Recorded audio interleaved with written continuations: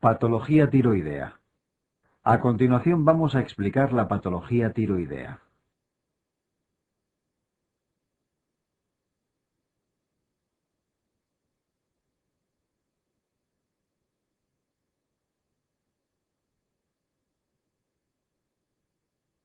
Regulación de las hormonas tiroideas. La síntesis y secreción de hormonas tiroideas está regulada a nivel hipotálamo hipofisario, mediante la secreción de TRH y TSH respectivamente. Existe otra regulación intratiroidea, que depende de los cambios en el yodo orgánico intraglandular. A su vez, la T3 ejerce un feedback negativo a nivel hipofisario, inhibiendo la secreción de TSH. El tiroides, que es la única fuente de T4 endógena, produce aproximadamente el 80% de la hormona circulante y un 20% de la T3, que es la hormona activa. El 80% restante de los niveles circulantes de T3 producen por la conversión periférica de T4 en T3 gracias a la acción de la 5' modo desiodasa. Sin embargo, solo un 0,4% de la T3 circulante lo hace en forma libre o activa. El resto del pol hormonal circula unido a proteínas, albúmina, prealbúmina y la globulina fijadora de hormonas tiroideas o TBG en orden creciente de intensidad.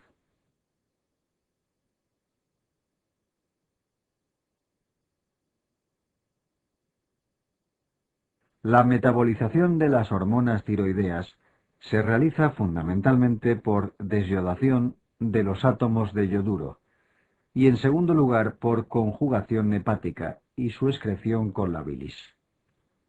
Existen diferentes fármacos que interfieren en el metabolismo de las hormonas tiroideas. Los corticoides inhiben la secreción de TSH y TRH. El propitiltiouracilo, corticoides, propanolol, yodo y amiodarona bloquean la conversión periférica de T4 en T3.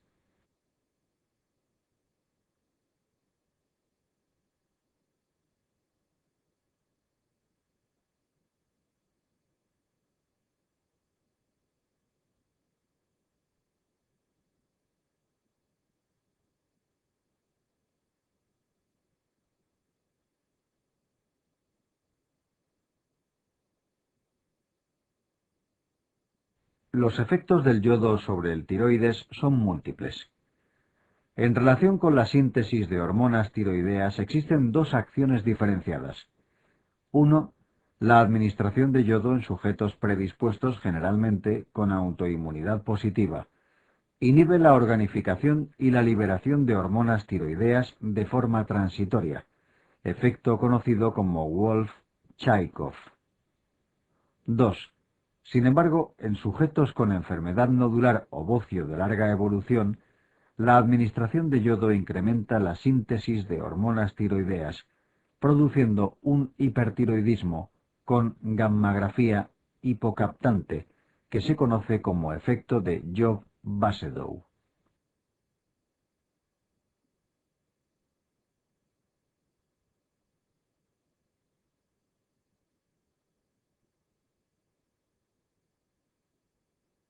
Otras acciones del yodo sobre el metabolismo de las hormonas tiroideas son el bloqueo de la liberación de las mismas desde la glándula tiroidea y el bloqueo de la conversión periférica ya comentado, lo que es aprovechado para el tratamiento de situaciones de hipertiroidismo mediante la administración de contrastes yodados, hipodato sódico y ácido yopanoico o sales de yodo.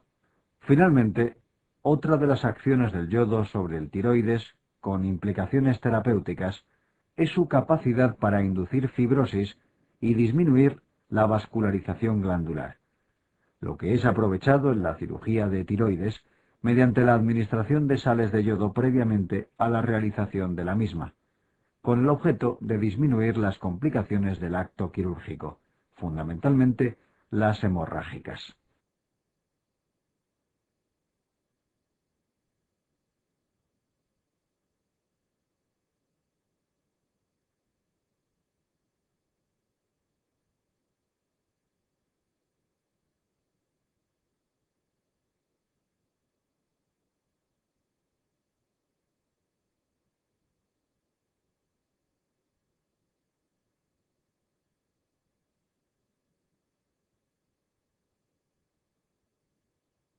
La síntesis de hormonas tiroideas depende de la captación de yodo desde el torrente sanguíneo por parte de las células foliculares de la glándula tiroidea.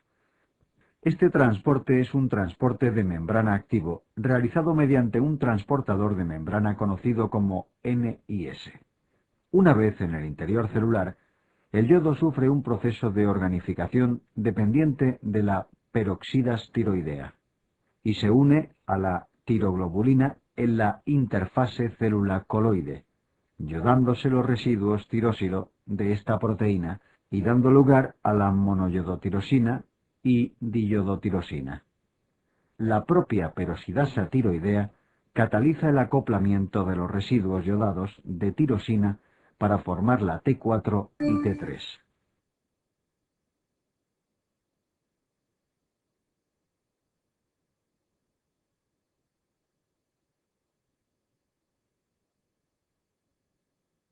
Posteriormente se produce un proceso de pinocitosis del coloide, liberándose en el tiroides de los lisosomas celulares las hormonas tiroideas de la tiroglobulina y siendo liberadas al torrente sanguíneo mediante un proceso de exocitosis.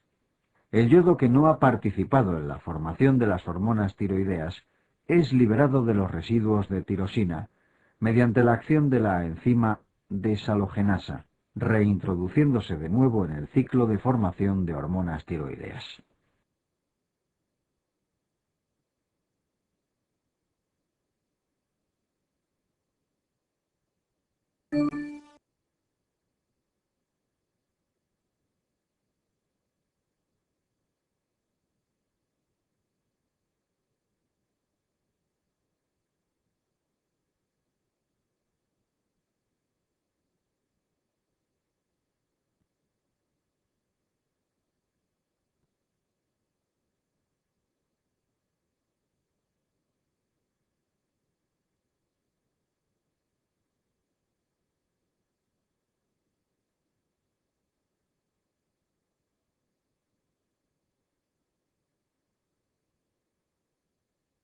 Existen diferentes situaciones fisiológicas o patológicas, así como numerosos fármacos que influyen en la conversión periférica de hormonas tiroideas. La desnutrición, enfermedades sistémicas graves, la situación posquirúrgica, traumatismos graves, etc., mediante la liberación de citoquinas y el incremento de la liberación de cortisol endógeno, influyen tanto sobre la síntesis como sobre dicha conversión, provocando una situación que se conoce como síndrome de enfermedad sistémica eutiroidea, denominada antiguamente como síndrome del eutiroideo enfermo, en el que nos podemos encontrar con un perfil tiroideo en el que existe disminución de los niveles tanto de tirotropina como de hormonas tiroideas libres, y en el que de forma constante existe un incremento de los niveles de T3 reversa, que es fisiológicamente no funcionante, debido a la inactivación de la enzima 5' monodesiodasa y la catalización de la T4 por la 5-monodesiodasa.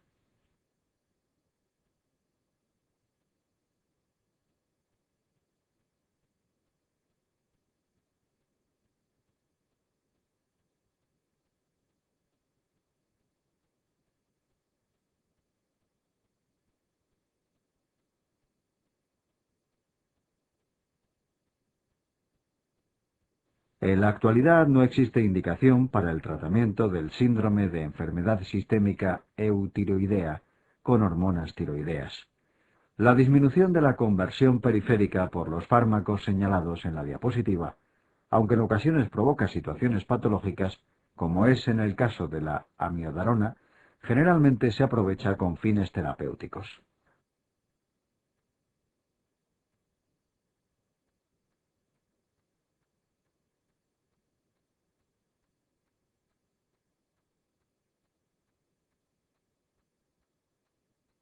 AC antitiroideos.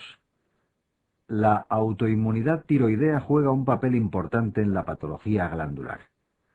Aunque existe una importante prevalencia de población sana con autoinmunidad positiva, sobre todo en el sexo femenino, La presencia de anticuerpos se relaciona con tres tipos diferentes de situaciones patológicas.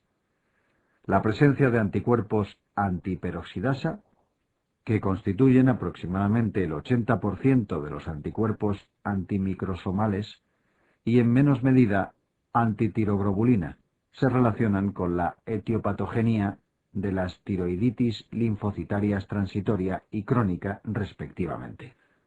Sus títulos son más elevados en la enfermedad de Hashimoto.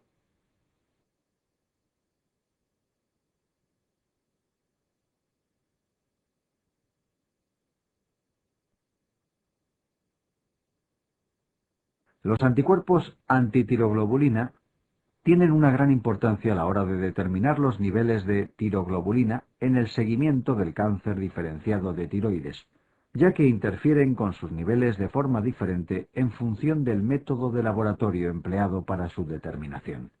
En el caso del radioinmunoensayo, producen falsas elevaciones de los niveles de tiroglobulina, mientras que cuando se utilizan métodos de quimioluminiscencia disminuyen las cifras de tiroglobulina. Por lo tanto, debemos determinar la situación de dichos anticuerpos siempre que se mide la tiroglobulina.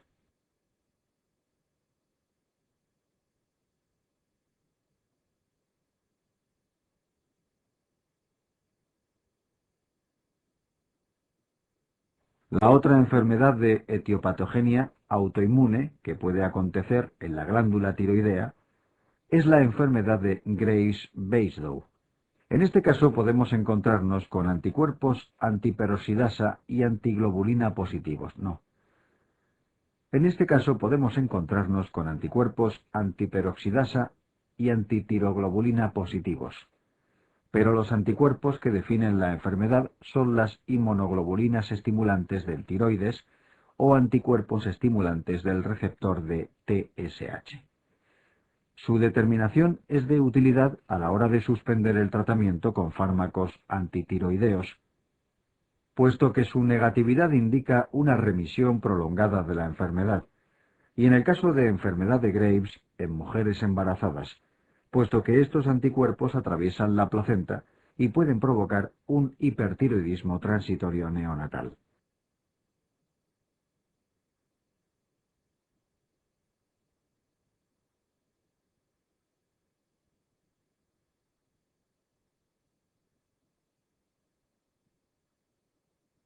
Comenzando ya con la patología tiroidea, una de las situaciones más frecuentes que nos podemos encontrar es el aumento del tamaño glandular tiroideo, que se conoce como bocio. El bocio se puede acompañar de patología nodular, lo que se conoce como bocio nodular o multinodular.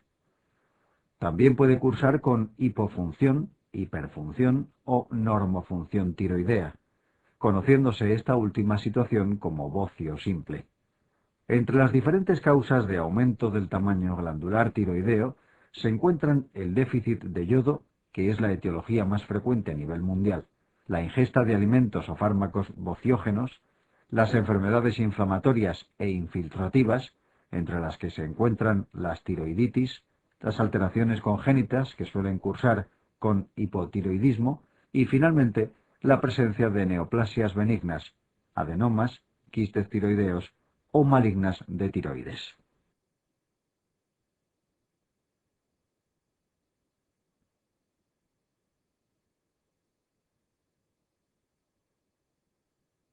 La clínica del bocio siempre se puede dividir en problemas estéticos y, lo que es más importante, en cuadros compresivos, tanto de la vía aérea o digestiva, por disminución del calibre traqueal y esofágico, respectivamente. Una exploración clínica que confirma la compresión tiroidea de estructuras vecinas es lo que se conoce como signo de Pemberton, que consiste en la aparición de plétora facial y pérdida de conocimiento tras la elevación de los brazos, y está provocado por la compresión de los vasos laterales del cuello por un bocio de gran tamaño.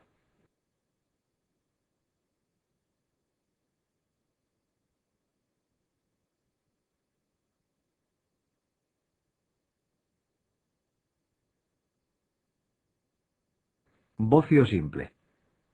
Además de la exploración cervical, existen diferentes exámenes complementarios que debemos realizar en un paciente con bocio. La determinación de los niveles de hormonas tiroideas establecerán cuál es la situación funcional tiroidea. La determinación de anticuerpos antiperoxidasa tiroidea nos orientan hacia un posible origen autoinmune del bocio. La realización de una ecografía tiroidea nos permite establecer el volumen exacto de la glándula tiroidea, además de detectar posible enfermedad nodular no palpable. La radiografía simple de tórax nos permite valorar posibles desplazamientos traqueales, así como compresión de la vía aérea, mediante la valoración del calibre de la luz traqueal. La tomografía computerizada de la región cervical o cervicotorácica nos permite establecer los límites exactos de la glándula tiroidea, el grado exacto de compresión de la luz traqueal, la extensión intratorácica si existe, y es de gran ayuda a la hora de la planificación de una posible cirugía tiroidea.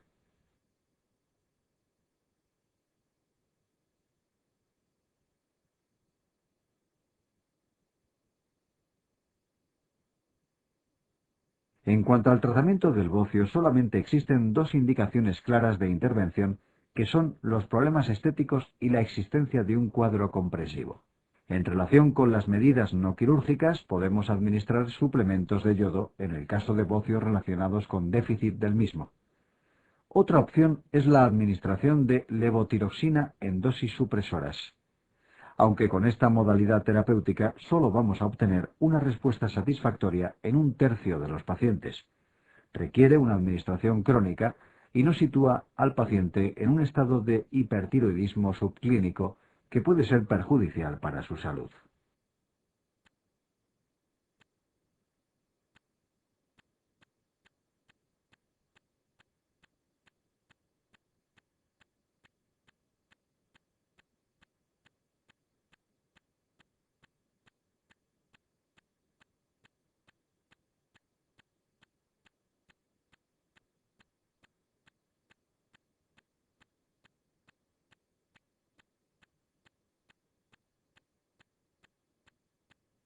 Otra opción terapéutica es la administración de yodo radiactivo en el caso de que exista captación en la gammagrafía tiroidea, obteniéndose unas altas tasas de éxito, aunque debemos contar con la alta incidencia de hipotiroidismo postradioyodo. Finalmente, todos aquellos bocios que cursen con síntomas compresivos deben ser tratados quirúrgicamente como primera elección, procediéndose a la realización de una hemitiroidectomía o tiroidectomía subtotal en la mayoría de los casos. Las dos principales complicaciones de la cirugía de tiroides van a ser el desarrollo de la hipocalcemia crónica por resección de las glándulas paratiroideas y la lesión del nervio laríngeo recurrente, aunque ambas complicaciones ocurren en menos del 1% de las intervenciones en manos de cirujanos experimentados.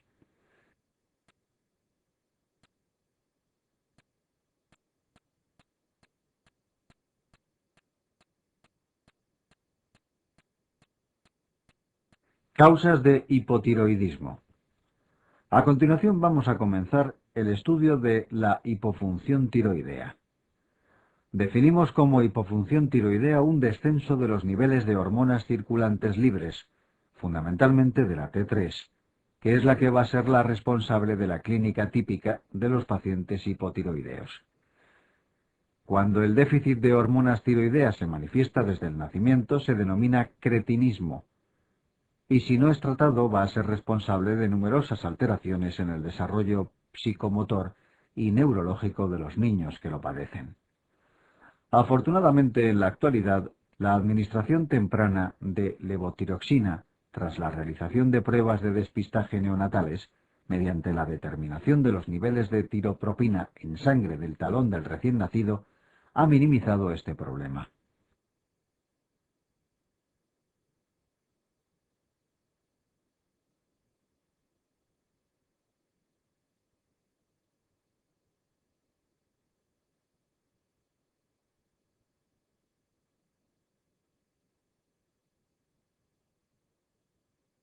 La gran mayoría de las causas de hipotiroidismo son de origen tiroideo, aproximadamente el 95% de los casos, constituyendo la etiología central, hipofisaria o hipotalámica, menos de un 5% de los casos. La causa más frecuente de hipotiroidismo a nivel mundial es el déficit de yodo, mientras que en los países desarrollados la principal etiología es la autoinmune. Además de las tiroiditis crónicas, en la diapositiva se enumeran otras causas de hipotiroidismo tanto en la infancia como en los pacientes adultos.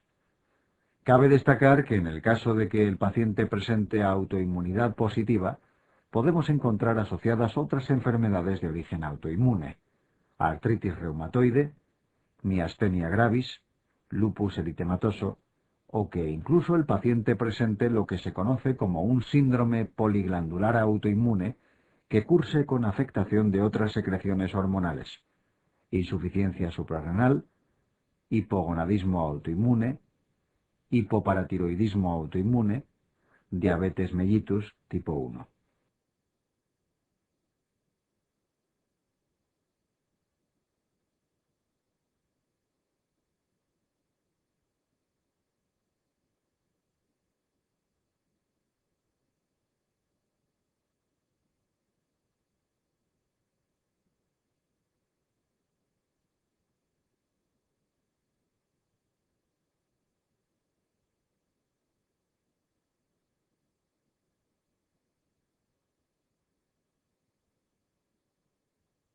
En cuanto a la clínica de los pacientes con hipotiroidismo, debemos recordar que las hormonas tiroideas influyen en la práctica totalidad de los sistemas metabólicos del organismo.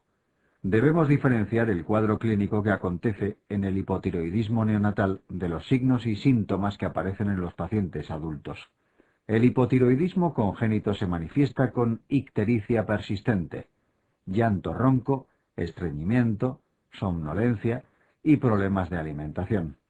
Si no se inicia tratamiento temprano, se desarrolla el cuadro conocido como cretinismo, que se acompaña de retraso del crecimiento con retraso de la edad ósea, macroglosia, rasgos faciales toscos, sequedad de piel, abdomen prominente, retraso de la dentición y retraso mental.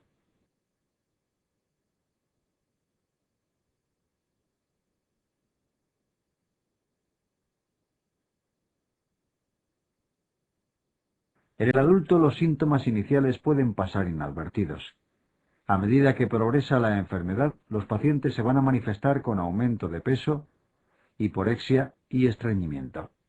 Presentan bradisiquia, astenia, voz grave y somnolencia.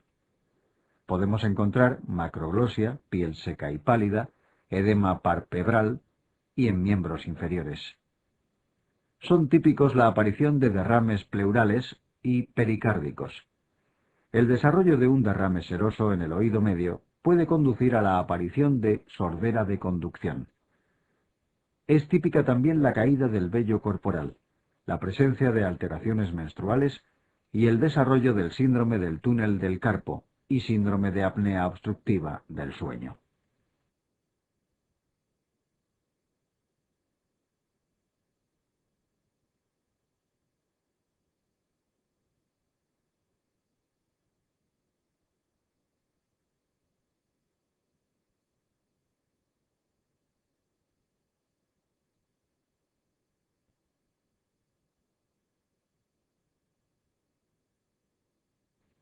Los pacientes manifiestan intolerancia al frío y a nivel cardíaco nos vamos a encontrar con bradicardia. El coma mixedematoso es una situación extrema del hipotiroidismo que acontece en pacientes con hipotiroidismo no diagnosticado o no tratado, en los que concurre una situación estresante como una cirugía, infección o exposición al frío extremo. Se caracteriza por la presencia de hipotermia, hipotensión, disminución del nivel de conciencia, hipoglucemia, hiponatremia, derrames pleurales y pericárdicos y bradicardia extrema. Es una situación de extrema gravedad que requiere iniciar tratamiento inmediato ante la sospecha clínica consistente en medidas de calentamiento y soporte vital, la administración de T4 intravenosa y corticoides. Pese a la instauración correcta del tratamiento, presenta una mortalidad de hasta el 50%.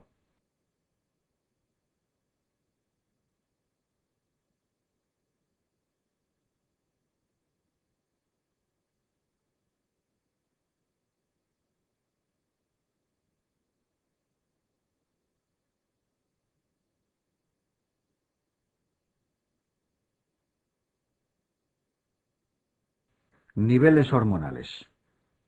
Es fundamental para el correcto diagnóstico de los pacientes con hipotiroidismo interpretar de forma adecuada los niveles de hormonas tiroideas.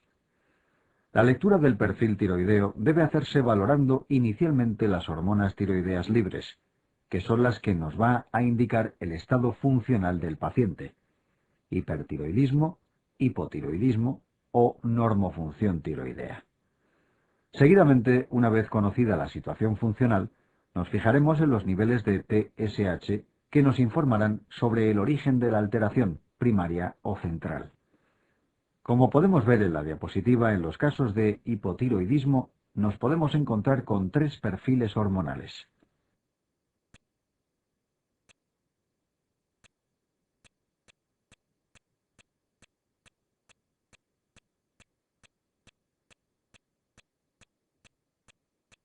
Los pacientes con hipotiroidismo primario presentarán unos niveles disminuidos de T4 y T3 no unidas a proteínas, que se acompaña de una elevación de los niveles de TSH en un intento de la hipófisis de compensar de la hipofunción de la glándula tiroidea. Por el contrario, los pacientes con hipotiroidismo central, a pesar de presentar un descenso de las hormonas tiroideas libres, no son capaces de compensar mediante la elevación de la TSH. En los casos de hipotiroidismo central debemos establecer un diagnóstico diferencial con el ya comentado síndrome de enfermedad sistémica eutiroidea, que realizaremos en función de la situación clínica del paciente. Si presenta alguna situación aguda o estresante que haya podido desencadenar el cuadro, y si nos quedan dudas mediante la determinación de los niveles séricos de T3 reversa.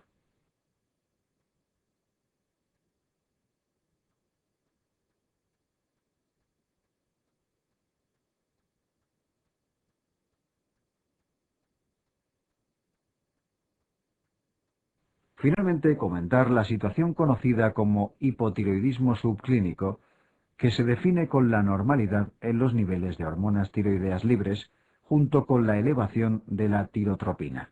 Esta situación nos indica que la glándula tiroidea presenta cierto grado de hipofunción hormonal que requiere de una hipersecreción hipofisaria de TSH para que los niveles hormonales sean normales.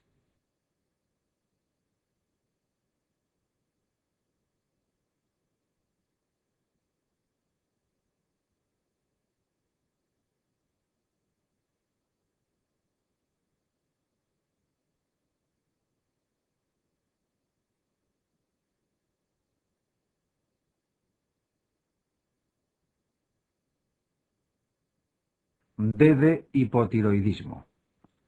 A nivel clínico y analítico podemos encontrar numerosas diferencias entre los pacientes con hipotiroidismo primario y central.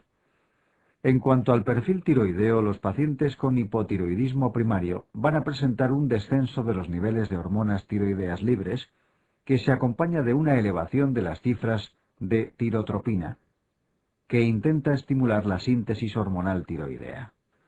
Sin embargo, en los pacientes con hipotiroidismo central nos vamos a encontrar unos niveles de TSH disminuidos o normales, lo que se denomina TSH inapropiadamente normal, ya que si no existiera un defecto en la secreción de la misma, sus niveles deberían estar aumentados. Los pacientes con hipotiroidismo primero pueden presentar bocio, mientras que este está ausente en los pacientes con hipotiroidismo central.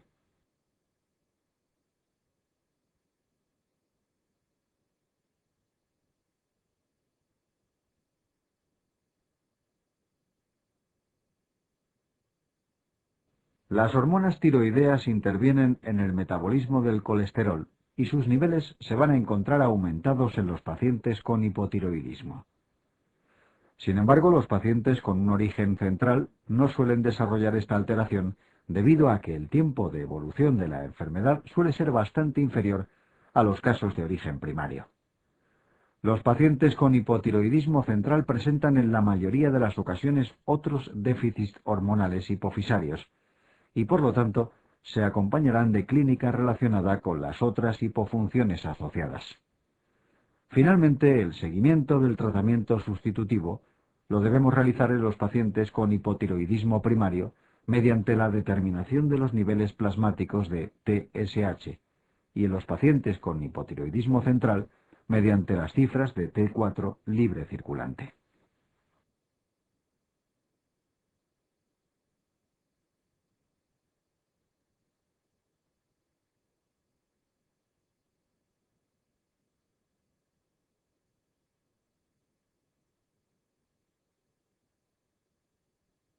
Tratamiento del hipotiroidismo. Los pacientes con hipotiroidismo van a requerir tratamiento sustitutivo con hormona tiroidea, en la mayoría de las ocasiones de forma crónica. Se dispone de dos preparados para el tratamiento de estos pacientes: la levotiroxina T4 y la liotironina o T3. Aunque en un principio se podría pensar que la sustitución más fisiológica sería aquella realizada con liotironina o T3, existen dos hechos que contradicen esta manifestación.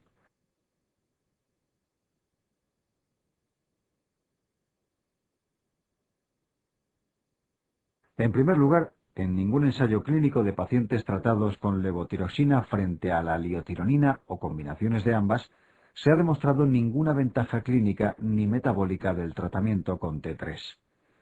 Además, la vida media de la liotironina es de pocas horas, requiriendo de la ingesta de 3-4 comprimidos al día, con el objeto de conseguir una situación de eutiroidismo, mientras que la levotiroxina tiene una vida media de hasta 36 horas, lo que permite una única administración diaria. Por lo tanto, el tratamiento sustitutivo del hipotiroidismo se realiza de forma universal con levotiroxina, con una dosis media para conseguir una situación de normofunción hormonal de aproximadamente 1,7 microgramos kilogramo de peso día.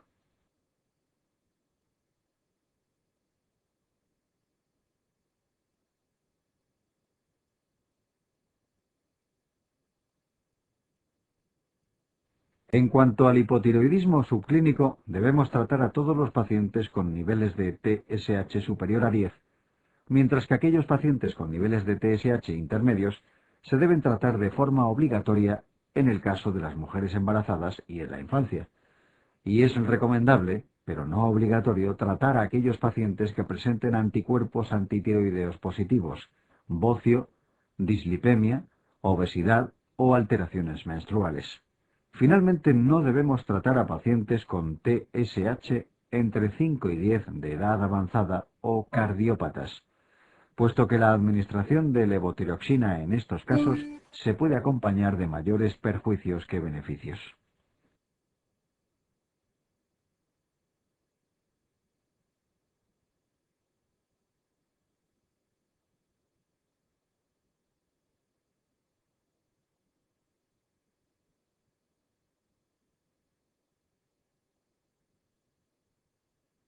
A continuación vamos a comentar diferentes aspectos relacionados con la etiología, diagnóstico y manejo de los pacientes con hipertiroidismo. El hipertiroidismo se caracteriza por una serie de alteraciones físicas y metabólicas secundarias al incremento de los niveles de hormonas tiroideas circulantes.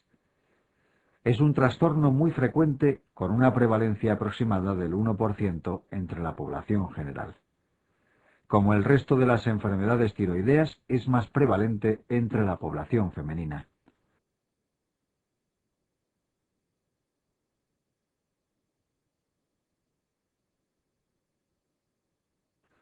La causa más frecuente en la población joven es la enfermedad de Graves-Basedow, que es una entidad de origen autoinmune, en la que aparecen inmunoglobulinas que actúan sobre el receptor de TSH de la glándula tiroidea, estimulando la síntesis y secreción de hormonas. En los pacientes ancianos, la causa más frecuente de hipertiroidismo es la enfermedad nodular tóxica. Entre las diferentes manifestaciones del hipertiroidismo nos encontramos la activación del sistema cardiovascular, con taquicardia, que en la anamnesis se manifiesta como palpitaciones y arritmias de predominio supraventricular.